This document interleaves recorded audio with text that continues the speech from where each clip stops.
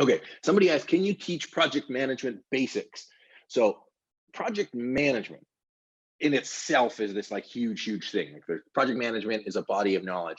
Project management is basically to complete a certain activity or a project by a certain date. So we apply project management methodology to strategic planning. I am certified project manager.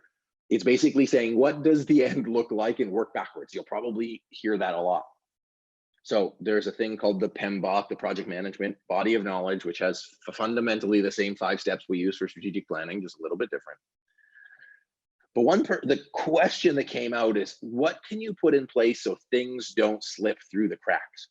And this is my shortest, easiest answer, is something just like this. It's a work plan. So if you want to go more complex, you can use something called a Gantt chart.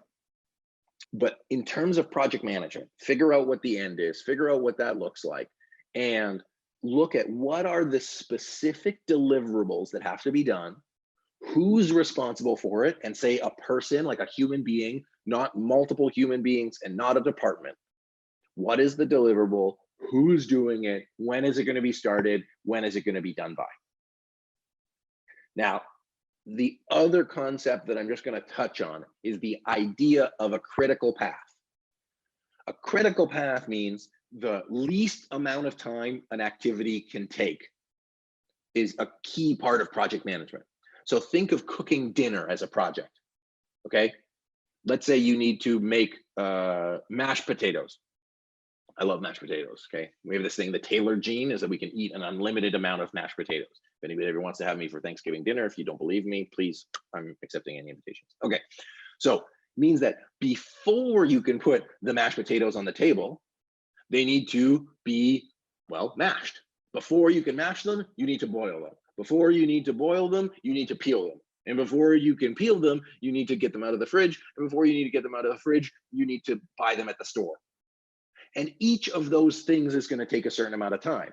If it takes me half an hour to get them from the store, it takes me 10 minutes to peel it. If it takes me 20 minutes to boil it, 10 minutes to mash, and 10 minutes to cool down, the critical path is whatever that was, 70 minutes or so.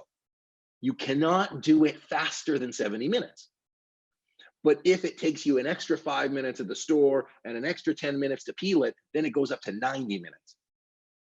Now, if we translate that into a work plan, is let's say you're building a website and the website takes 12 weeks to do, and the content period takes 2 weeks at a minimum, is that any days longer than 2 weeks is going to stretch out the delay of the website being rolled out.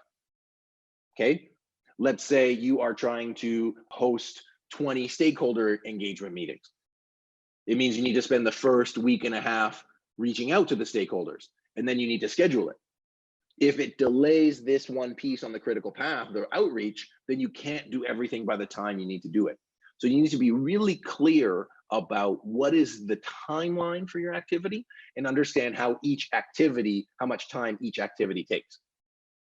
Again, I could do a whole webinar on project management. We have a guide on project management that is for members only. If you're really nice, maybe I'll send it your way. But project management in itself is a really great tool, and we do corporate training on that as well.